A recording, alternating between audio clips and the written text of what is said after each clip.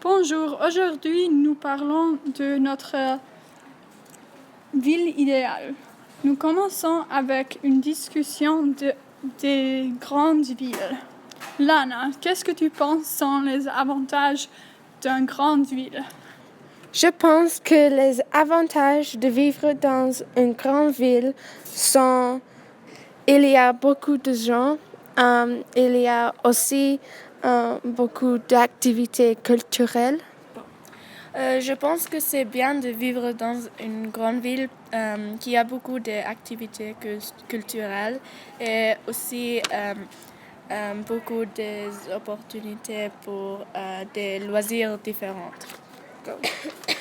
Oui, mais un inconvénient est qu'il y a beaucoup de gens et beaucoup de bruit, donc la vie n'est pas très calme. Oui, et à cause de la voiture, il y a beaucoup de pollution. Oui, et aussi à cause de les voitures, il y a aussi beaucoup de problèmes avec le stationnement et trouver une place pour se garer en ville. D'accord, maintenant je commence avec ma ville idéale. Ma ville idéale dont je rêve serait grande mais calme. Les habitants vivraient dans des grandes tours qui sont construites comme des arbres, avec de grandes fenêtres. Il n'y aurait pas de voitures, donc ce ne serait pas bruyant. Et aussi, ce serait bon pour l'écologie. Toutes les rues seraient piétonnes. Entre les grandes tours, il y aurait beaucoup d'espace vert pour des parcs. C'est une grande ville où les gens seraient tout le monde gentils et généreux. Chaque personne aurait une loi dans cette ville.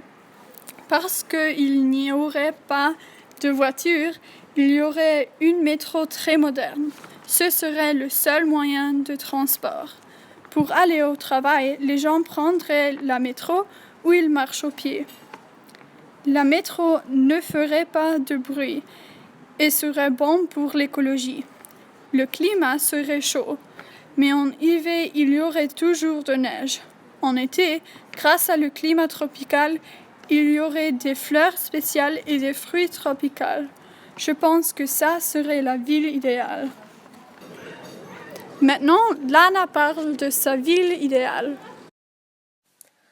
Ma ville idéale serait grande aussi, mais aurait des espaces verts. Il y aurait beaucoup de la diversité des activités culturelles.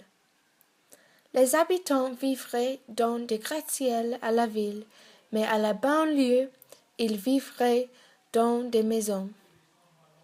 Les gratte-ciels qui sont dans la ville auraient de grandes terrasses à chaque étage et une belle vue sur la mer. Les maisons à la banlieue où le pendulaire vivrait auraient des jardins qui donnent sur les montagnes. La ville dont je rêve, c'est une ville où il n'y aurait pas de voitures et le seul moyen de transport c'est le train. Grâce à le train, il n'y aurait pas de la pollution. Au centre de la ville, il y aurait de petits cafés et beaux restaurants avec accès aux loisirs et commerces pour faire les courses. Pour aller à l'extérieur de la ville, on pourrait avoir une voiture non polluante. La ville que je trouve idéale serait comme ça. Maintenant, Sophie parle de sa ville idéale. Alors, je pense que vivre dans une ville qui est grande est bien parce qu'il y a beaucoup d'activités culturelles. C'est aussi bien d'avoir beaucoup de diversité dans une ville et ça c'est pourquoi je pense que une ville grande est une bonne place pour habiter. Alors, il y a aussi des problèmes avec habiter dans une grande ville. Alors, il y a beaucoup de problèmes avec voitures.